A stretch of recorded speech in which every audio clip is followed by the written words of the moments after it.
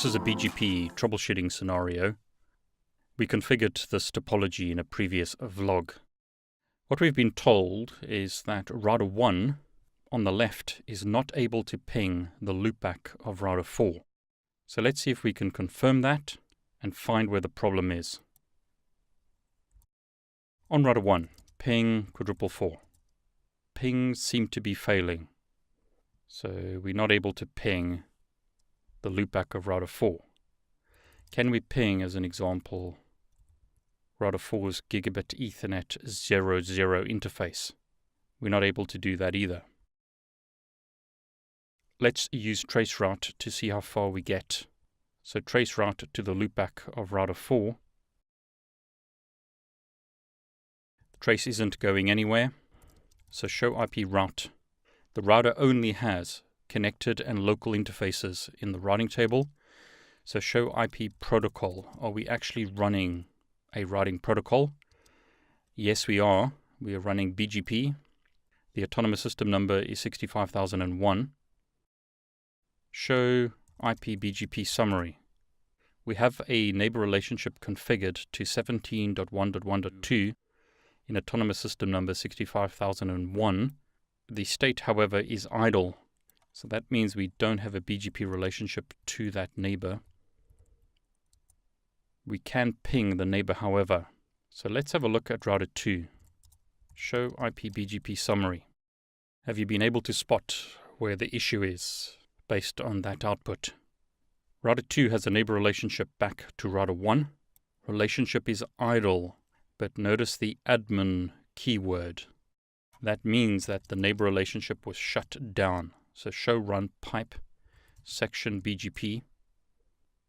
Neighbor relationship to router 1 is shut down. So what we need to do is go to the BGP configuration. Type no neighbor 17111 shutdown.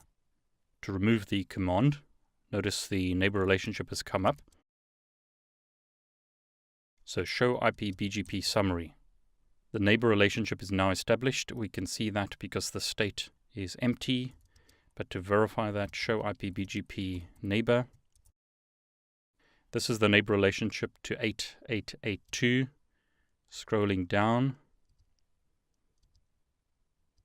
Here's the neighbor 17.1.1.1. Neighbor relationship is established.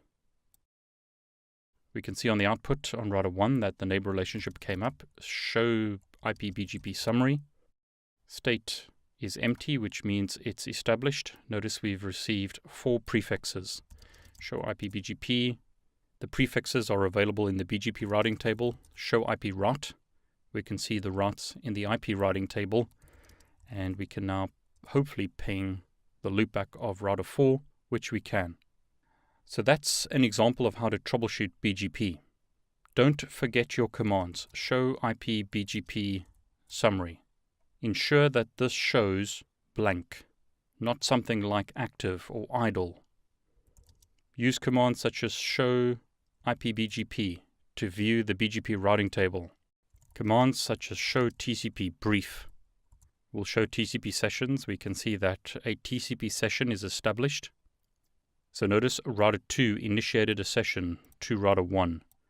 Router 2 is using an ephemeral port number or random port number and has connected to router 1 on the well-known port number 179. Show IP BGP allows us to see information in the BGP routing table. This means that the route is valid. In other words, the next hop is valid. One thing that you'll notice in BGP is that router 1, because it's using iBGP to router 2, sees the eBGP next hop. In other words, router 1 isn't directly connected to router 3, but that is the next hop displayed in the BGP table. That's correct.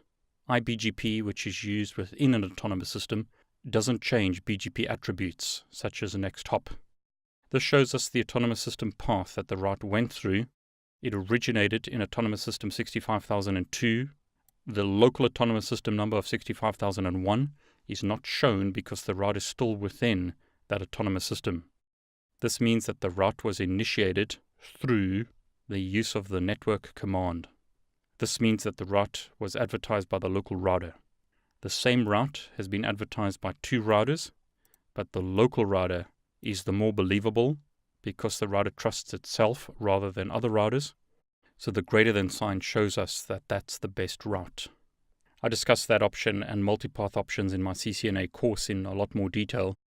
With BGP, you can essentially force traffic down one path or one route, so you can influence or manipulate the attributes to send the traffic one way rather than another way. That concludes this BGP troubleshooting video. I hope you enjoyed it. If the video has been of use to you, please like it.